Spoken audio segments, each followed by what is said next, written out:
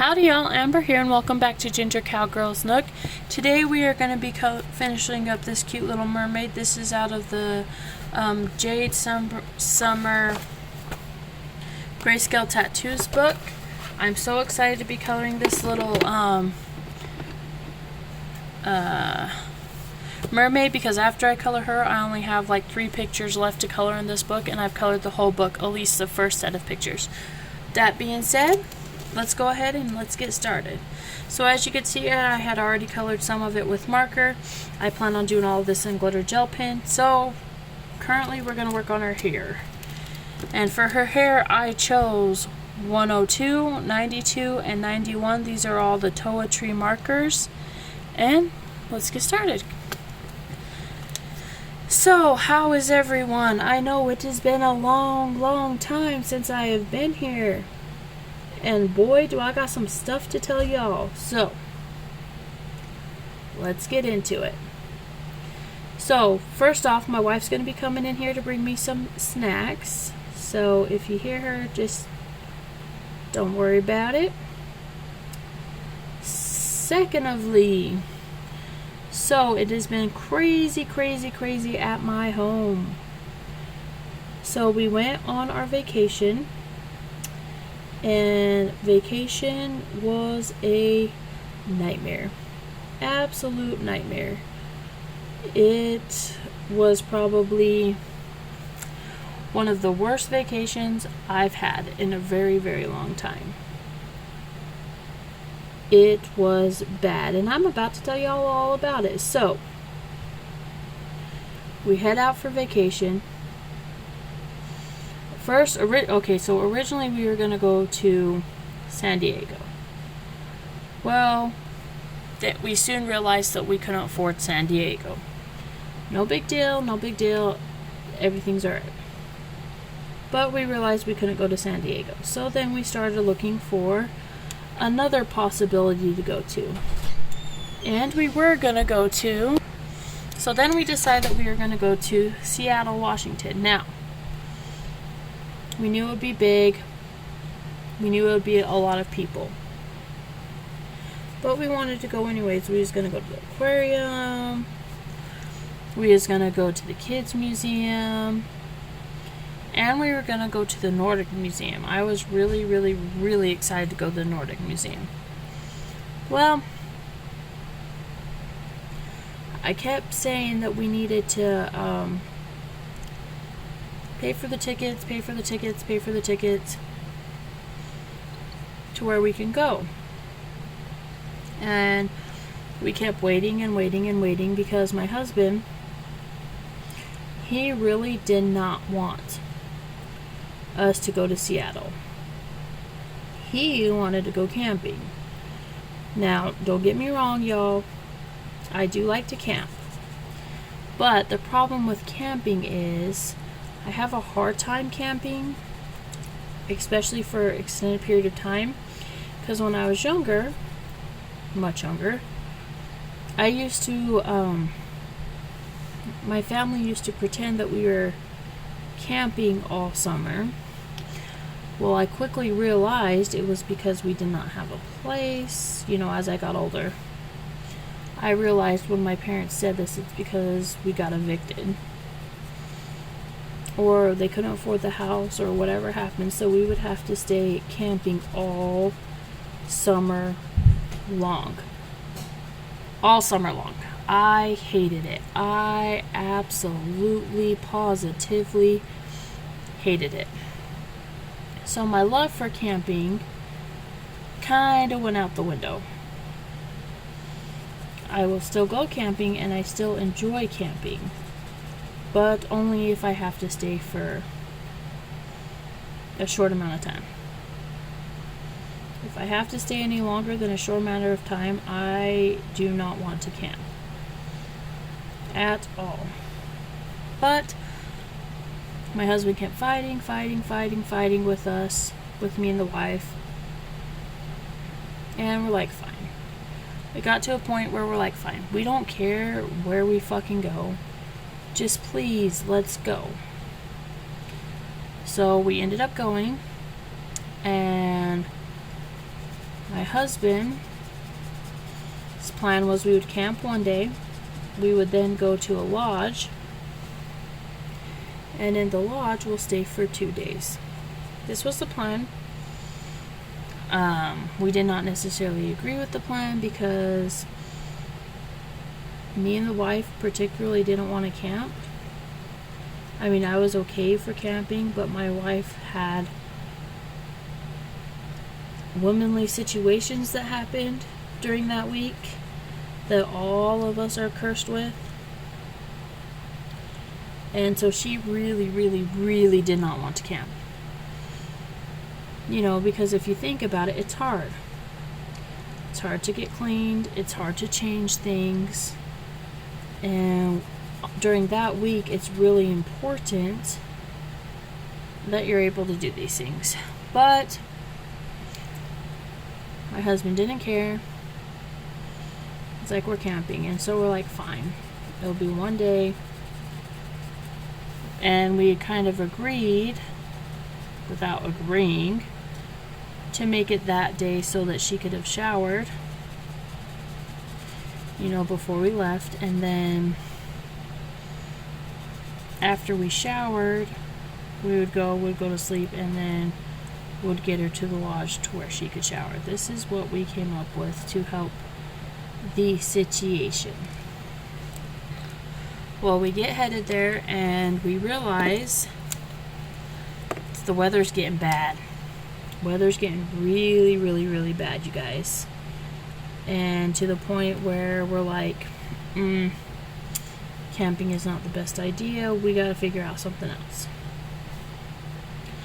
So Brandon called the lodge that we were staying at and asked if there was something else that we could do. The weather was bad. We were getting weather warnings, and we just didn't want to stay out.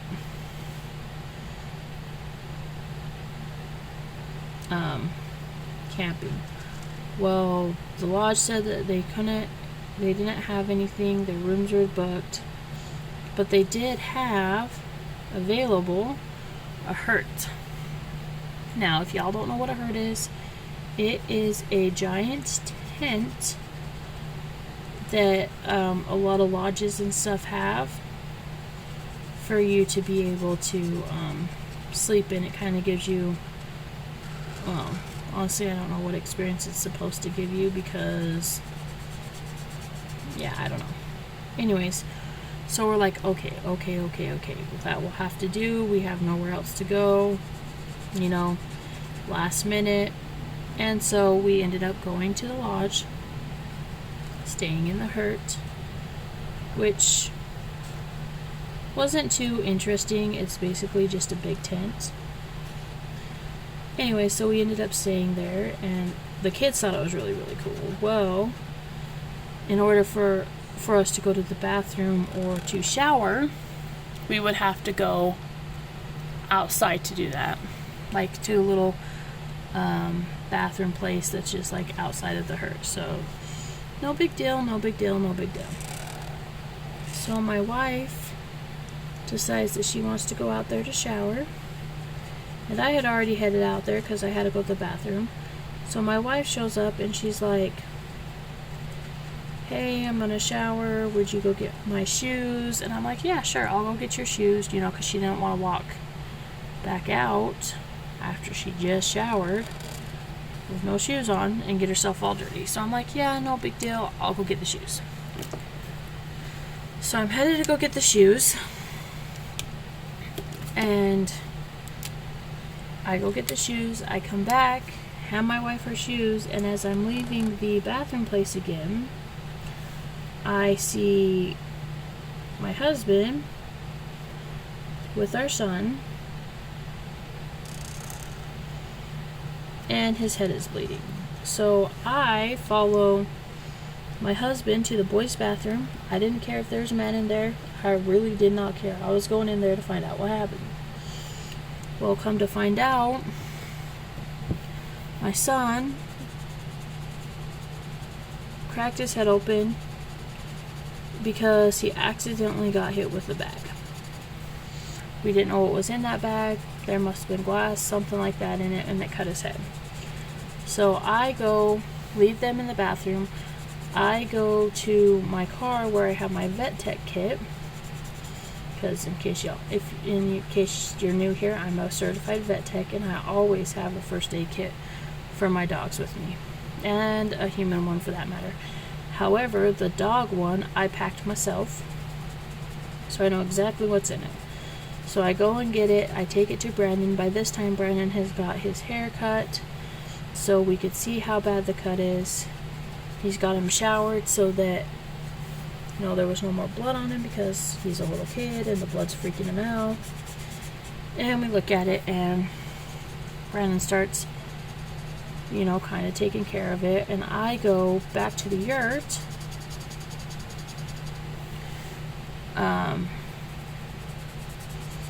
to see, where the bag was. The bag wasn't in there, but there was blood on the bed from where I assume my son had climbed up, because we all know that with head wounds, they take a minute to bleed. We all know this. So I'm like, okay. I go back out to the bathroom, and Brandon's finished cleaning up his head. And so I take what I do in the vet world. I take super glue, which is, I know y'all are gonna say that's toxic, that's toxic, that's toxic. You guys, liquid skin is super glue. So I take that, hold my son's wound shut, glue it shut, put some moleskin over it.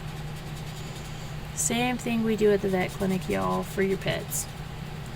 And I'm like, tomorrow, we'll take him to the ER or something, because my husband chose a lodge that was out in the middle of nowhere. We didn't have cell phone service. There was Wi-Fi in the rooms, but we weren't in a room. And we had to do something to stop the bleeding, because the nearest hospitals were an hour one way or 2 hours the other way. And I'm like, well, I knew this would at least stop the bleeding, and tomorrow we could head in, take him to the doctor, whatever we need to do. We go to bed. So that was the first really big thing at freaking vacation that went wrong. But it was alright. It was solved. The next morning we wake up, everybody's refreshed, everybody's in a good mood. We're gonna go, have some fun. Not sure what we're doing, because, well, my husband ain't one to plan things, at least not for this vacation. I'm going to go ahead and get my colored gel pen so I can color that. And I think I'm going to go with purples and greens. Yeah, we're going to roll with those two. And I'm going to get all these little scales colored. Anyway, so I'm like, well, crap. There ain't nothing really we could do. But I'm like, alright. The next day we all wake up. We're gonna go have fun. Maxton's head isn't bleeding anymore. He's not saying it's hurting. And I know that, at least in the vet world, this is all we do for, superficialist wounds. That's what I'm going to call them. And that's fine. So we're like, alright. So then we go and we hear that there's a ghost town close to where we were in Custard. And we wanted to go figure it out. We wanted to go check it out. So we go up to the ghost town. It's Custard. And it was a lot of fun. The kids had so much fun up there. I really enjoyed seeing all of me and the wife really enjoyed all the history stuff. The boys really enjoyed seeing the history stuff. One of our sons is really into history. The other one was just excited to see the cool things. The other one was just excited to be outside and playing. So we had a good time. We do some cat scavenger hunts that they have set up over there at Custard for the little ones. We do the scavenger hunt. They get their little prize. and we're headed back down. And we realize, as we're headed back down from Custard, you know, because back in the day it was like a one-way in, one-way out kind of town. And we went in there, and as we were leaving, I found more signs. And of course, so I wanted to take a picture of them. Like I said, y'all, I love history. So I take a picture of them all. And my plan is that I'm going to read them later that night. And so we're like, okay, and as we were just barely getting out of Custard, so there was this fork, and you could either go to Chinatown,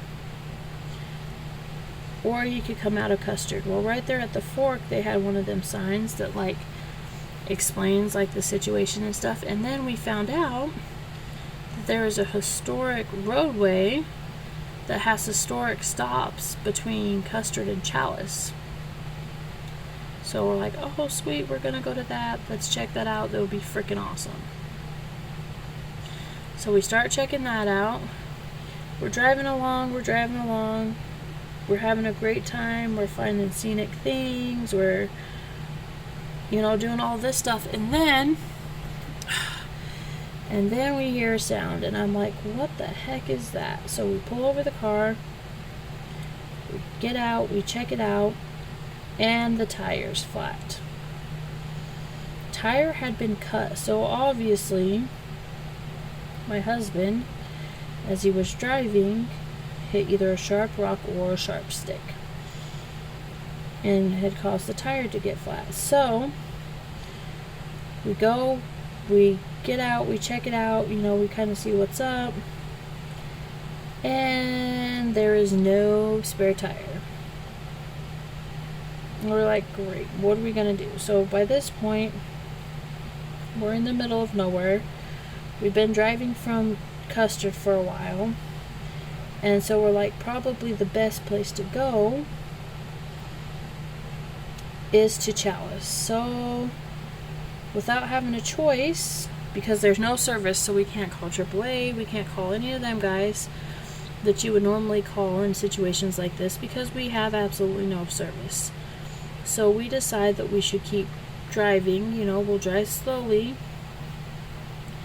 Probably ain't nobody gonna find us, you know, and that was the best option. So we're driving slowly. We know that the tire's cut. We know that before, you know, eventually tire's gonna shred. Eventually we're gonna be on rent. We know this. We're not stupid. But again, we don't have a choice. So we keep driving. We finally run into some people, and they can't help us. They don't have a spare tire or anything like that. And so we ask them how long it is till Chalice, and they're like, oh, it's about 12 miles. Alright, so we look at the tire. It's beginning to get a little shredded, but it's not. It's just barely starting to get shredded. We're like 12 miles. If we keep going this speed, we might be able to make it. Well, we're driving. It ends up being way longer than 12 miles. We don't even get to anywhere, and the tire completely shreds out. And my husband's like, well, now what do we do? Luckily, we found a campground not too far from where we were. So my husband walked into it, and he asked if somebody could give him a ride down to Chalice. Luckily for us, somebody was willing to do so. And so he tells me and Maddie that he's going to Chalice. We're to stay in the trailer or in the campground, and that he'll be back. And we're like, okay. All the kids were asleep, so it wasn't that big of a deal. It was nighttime, but we were fine. We could stay in the car. We'll be fine. Well, we get in the car. We pull into the little campground, and we're waiting. Well, eventually, our children wake up,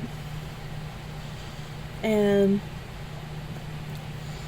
you know, we explain to them that we gotta wait right here until Daddy comes back because the tire's broken, and we kind of make a game out of it. Well, after it's been a while, we start to worry about Brandon because it's been like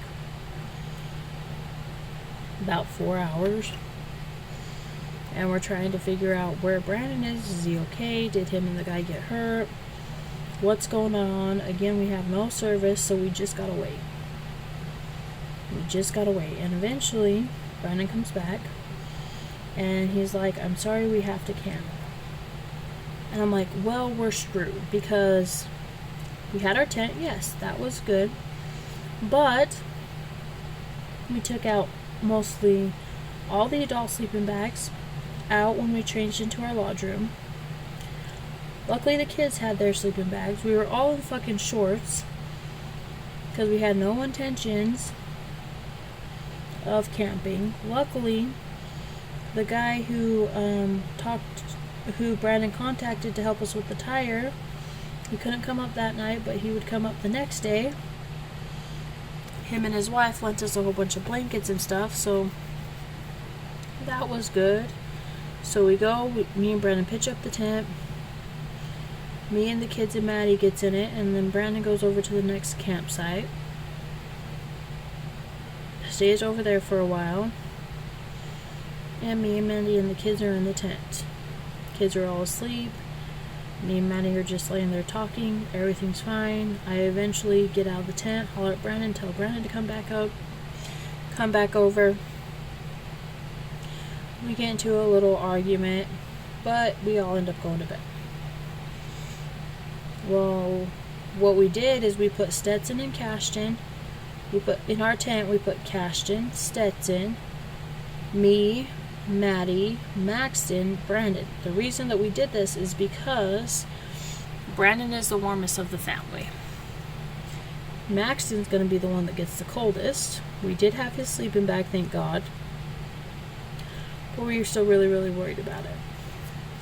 So we put Maxton there, and then at some point in the night, he wakes up, he comes over to my sleeping bag. He's coughing, he's having a hard time breathing, he's wheezing, and I'm like, great. He's freezing, so I take the blanket that I was wrapped up in, and me and Maxton head to the car, because at least in the car, we could turn it on, get the car warm, turn it back off, which we did have to do.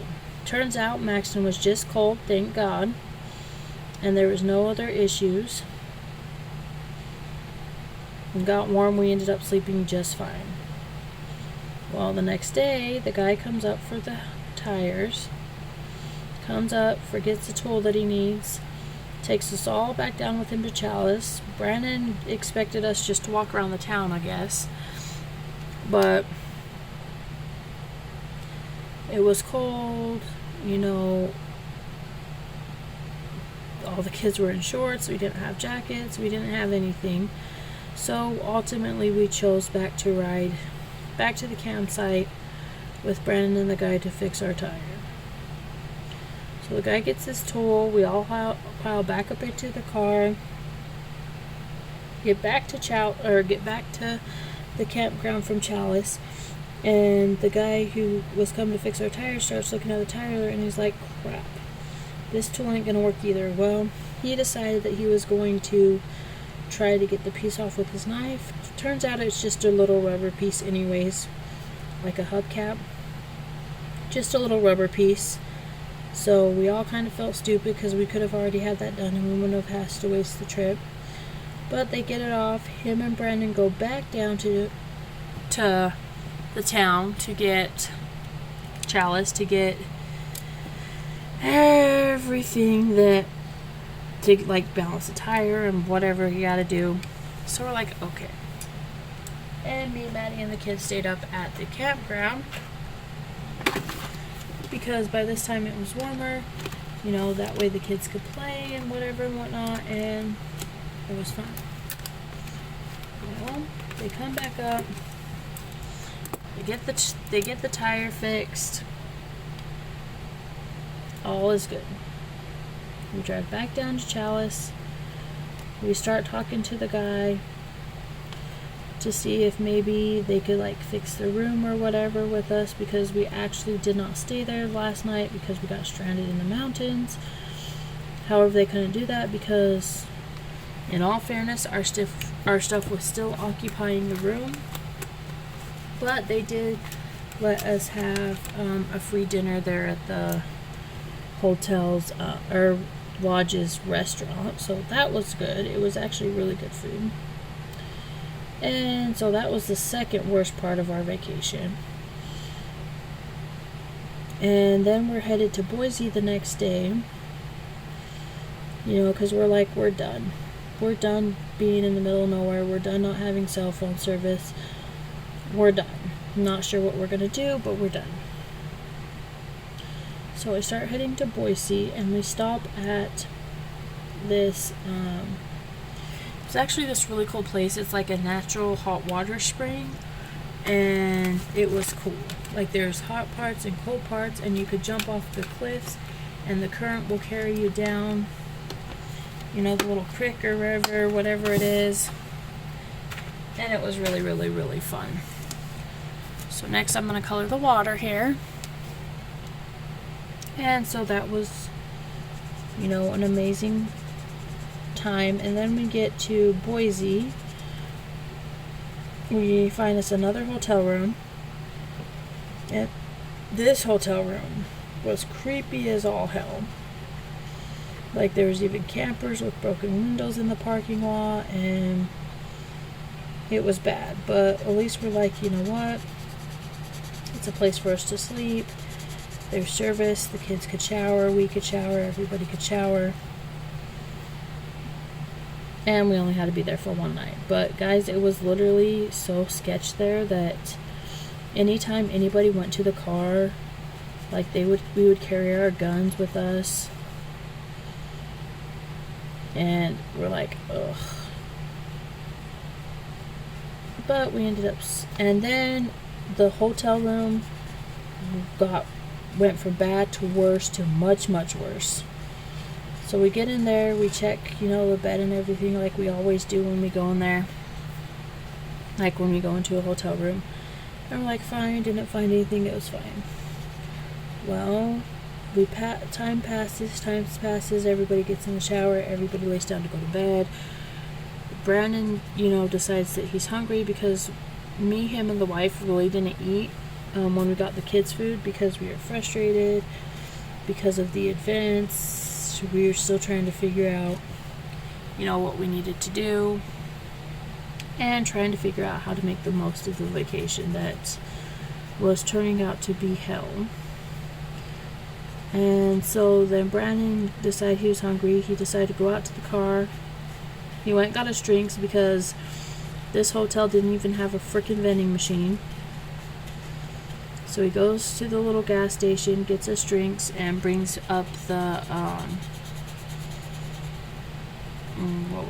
corn dogs that we had in the car, from when we were at the hotel, the other lodge, to where we could just pop them in the microwave. So he goes and gets those. He comes in to go to cook them, and there's a plate of spaghetti in the microwave. So that really upset us. So Brandon calls, explains the situation, and we go to bed. Well, first off, Brandon was already irritated because of the situation as far as like the car goes, and then the guy at the hotel told us our room would have queen beds, but it didn't have queen beds, it had full beds. And then there was fucking spaghetti in the fridge or in the microwave that was not ours. We're like, whatever. So we all lay down to go to sleep. We're almost asleep, and we hear this guy, walking in the hallway. We know he has a dog, so our dog starts to bark, so we tell our dogs to shut up and calm down. Well, come to find out, this guy had stopped walking, so we assumed he went into a hotel room. Well, the guy had a key to our hotel room. So Brandon answers the door, me and the wife grabs the dogs, and Brandon's talking to the guy, and, we're wondering if, obviously we got double booked, but was he there first? Is that why there was the spaghetti in the microwave? Or was he just getting there and they just didn't clean it up? We want to know what the deal was. So Brandon's talking to the guy, and the guy's like, no, I just barely got here like about 10 minutes ago, and by this time we had already been in that hotel room for, I don't know, a good 6 hours or so. So this really upsets Brandon. But the guy goes down, talks to the people up front, they give him another room, and we all go to sleep. Because we were done. We were so done with the situation. And then we leave.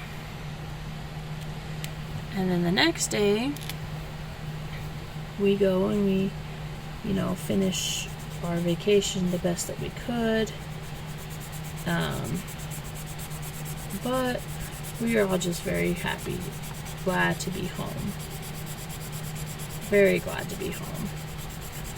And then we get home, and we're tired when we get home. We decide that we didn't want to cook, that we would just go to dinner. Well, we went to Maddox, which is a place by where we live, and it was good.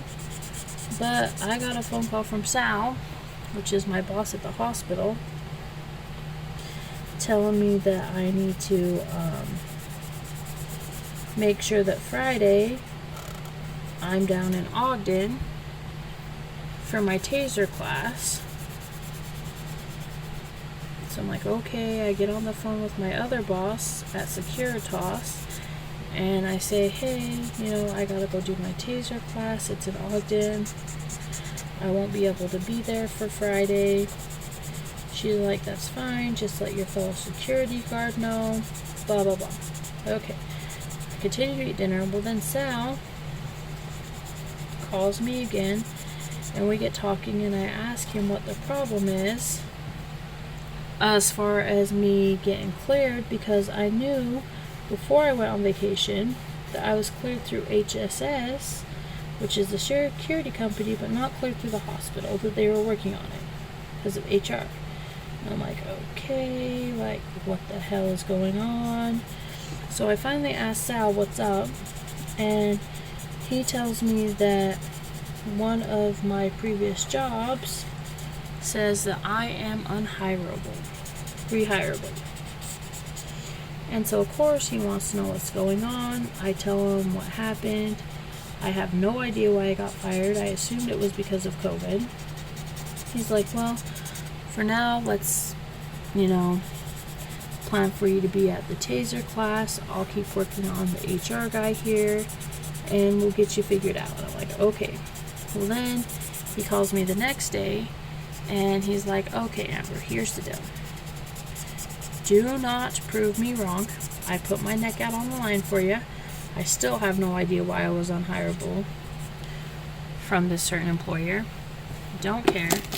But then, everything was good, and I ended up going to my first couple days at HSS, and I'll tell you about those in the next video. I hope you guys enjoyed this video. If you did, please like, comment, and subscribe. If you do subscribe to the channel, go ahead and hit that little notification bell so you could get a notification each time I upload a new video.